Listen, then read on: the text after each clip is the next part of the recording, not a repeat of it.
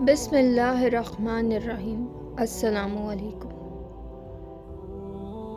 آج ہم بات کریں گے ایک بہت ہی خاص موضوع پر، وہ وقت جب فرشتے انسان کے لیے دعا مانگتے ہیں۔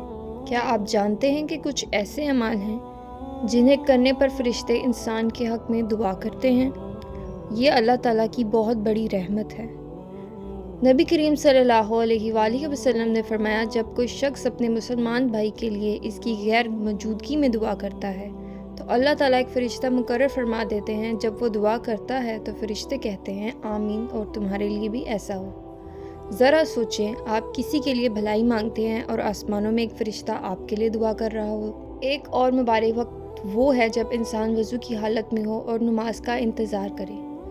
ایسے وقت میں فرشتے کہتے ہیں یا اللہ اسے بخش دے، اس پر رحم فرما جب تک یہ اپنی جگہ پر بیٹھا رہے۔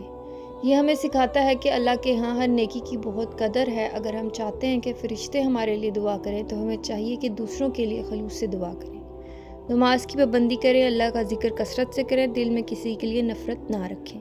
یا اللہ ہمیں وہ اعمال کرنے کی توفیق عطا فرما جن پر فرشتے ہمارے لیے دعا کرتے ہیں۔ آمین یا رب العالمین۔ چینل کو سبسکرائب اور ویڈیو کو لائک کریں اگر آپ کو ویڈیو اچھی لگی ہو تو۔ Thanks for watching.